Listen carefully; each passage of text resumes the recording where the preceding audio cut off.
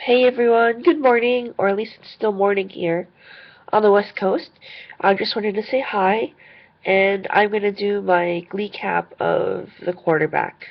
I apologize for the lateness of this uh, recap because doing the quarterback or having to rewatch it has been really difficult. I didn't want to do it right away because I was still kind of processing the whole episode.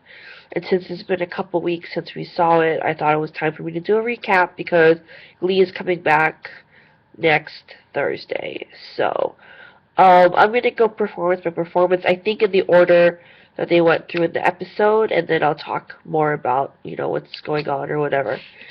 So, we kick off the episode with Season of Love.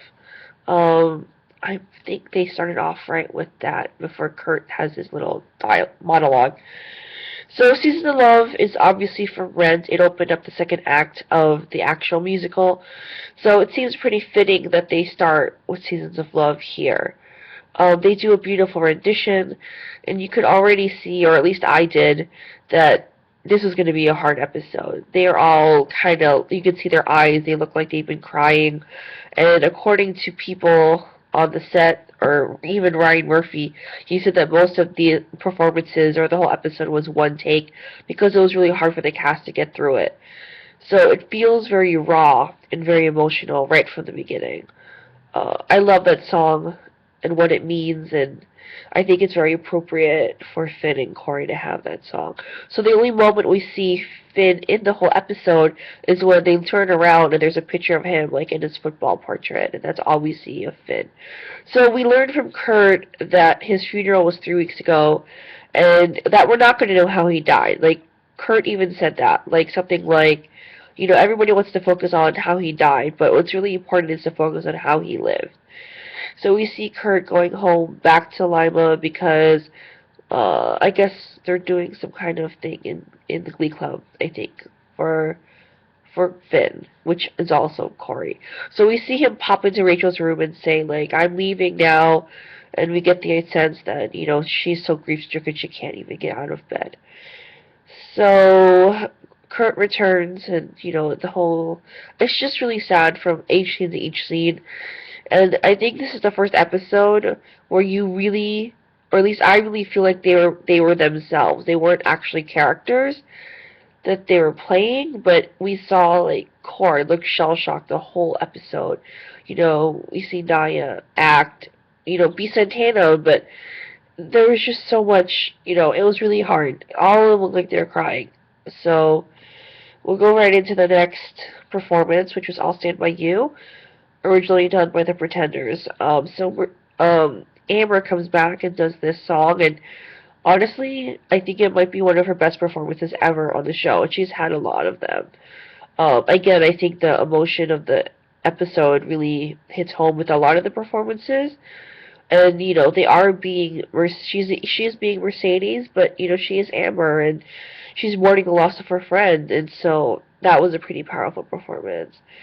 The next song, I believe, was "Fire and Rain," which is by James Taylor, and this is covered by Artie and Sam. And this is, they're sitting in the auditorium in a circle, and you can see that it's divvied up between, on one side it's Santana and Tina, and then on the other side it's the new kids. So like they just kind of sing in the background, but Artie and Sam are singing, Sam playing guitar. So this is where, like, Sam, throughout the whole episode, he just looks like, which is Cord, he just looks like he's just having, like, the rough time of it. Like, cannot keep his emotions in check, which is completely fine and appropriate for this episode. I love that song. The story about the song is James Taylor was in a mental institution, and he finds out that his friend, Suzanne, has been transferred, and he never sees her again. So, again, a very poignant song for this episode. I believe the next performance is Naya Santana. I was surprised with how much she played a role in this episode. I guess, since Rachel doesn't make an appearance until 45 minutes into it, there has to be some central character that this episode is centered around.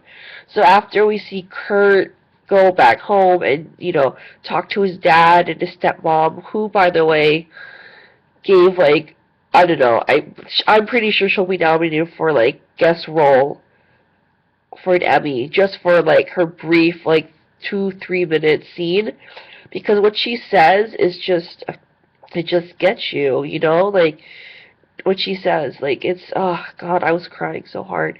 And then when they all hugged, and then Kurt took the jacket, which ends up being a central theme in the whole episode.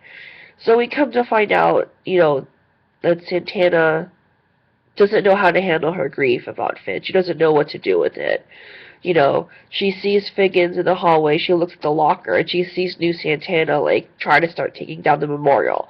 So she goes ballistic, goes to Sue, and takes out her fear, not even her fear, her grief, in the only way she knows how. She acts out. She has a temper tantrum, basically, yells at Sue, and then even gets violent with her and pushes her. So it's like she has so much emotion that she doesn't know how to deal with it. And so when we next see her, she's going to perform a song. And even before she performs the song, she does, like, her typical insult to Finn, which kind of catches people off guard, especially, like, Tina and Mike, because we see their reactions to what she says. And then she goes into her song, If I Die Young, and you could tell, like, she's having a hard time singing it too.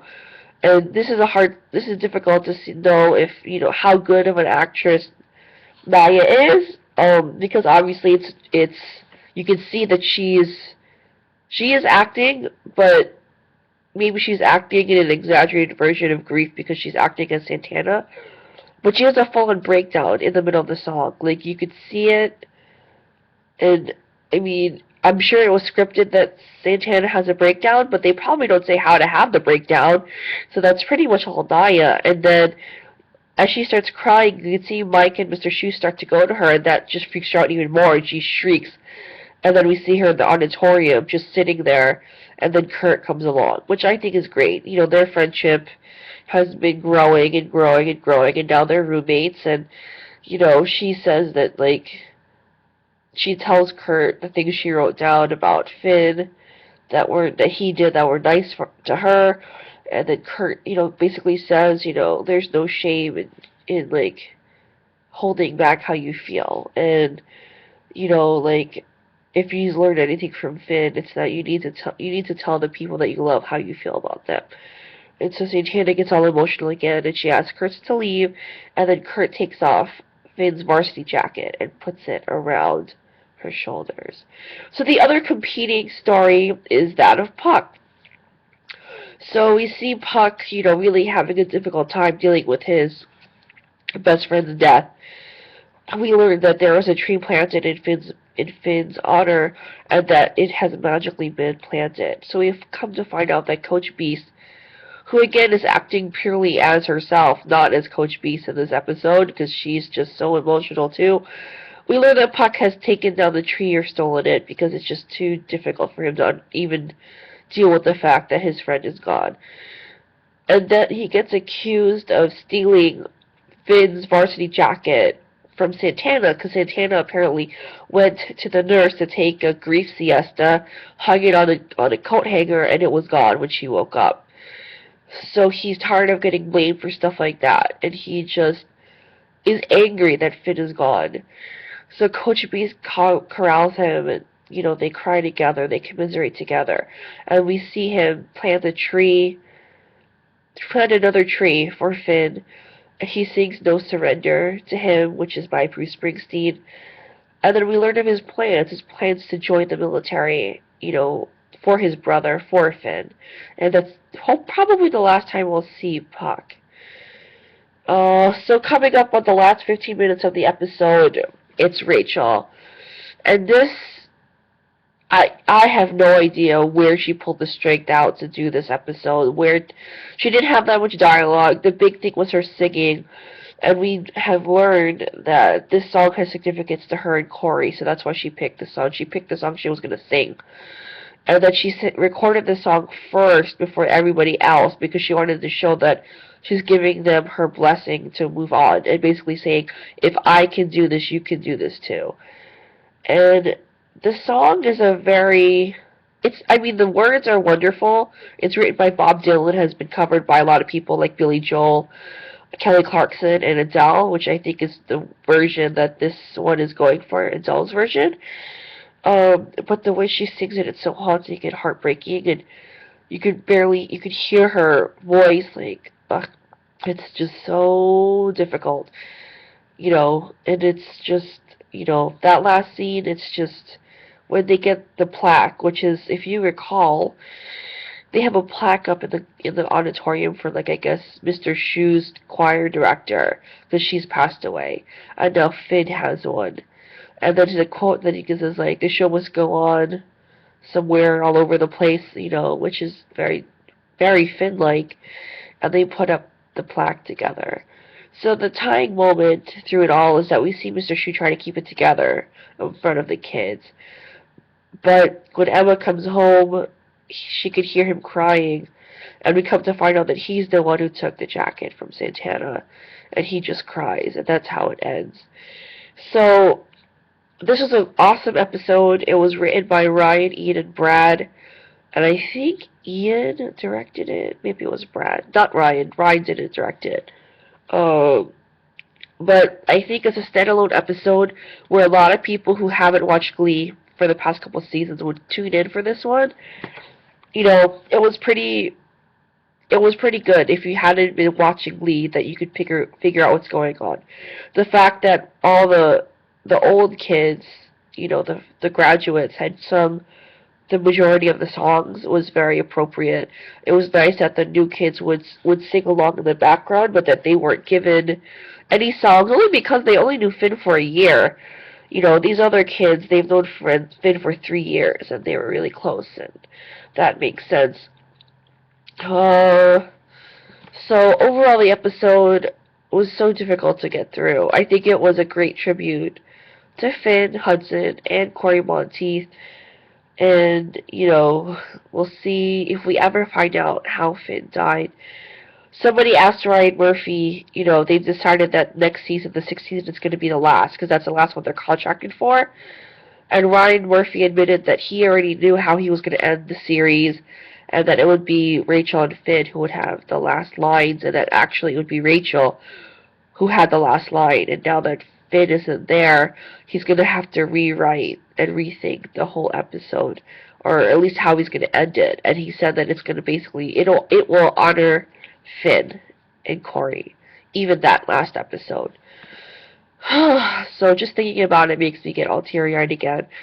But, we have a new Glee to look forward to this coming November 7th, I believe, because baseball will be done. So it's called a Perry or a Gaga. So you get to see the kids do Katy Perry and Lady Gaga songs. I guess they're split up among who they like best. So that should be exciting. We get to meet Adam Lambert's character, Star Child, and he's going to be auditioning to be in Kurt's band. Danny's going to be in this episode too, because we saw pictures that Leah posted when they were all in the loft singing. So you could see Danny, Starchild, Rachel, Santana, and Kurt all singing together. And from the promos, we could see that Santana thinks they should be called the Apocalyptics, which I think is hysterical. So it's good to see that Glee will get back to its comedic hijinks after such an emotional episode.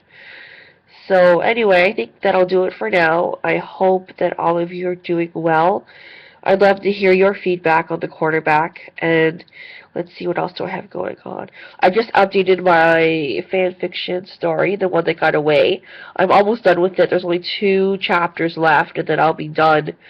So for any of you fan fiction readers out there, it's February Tana.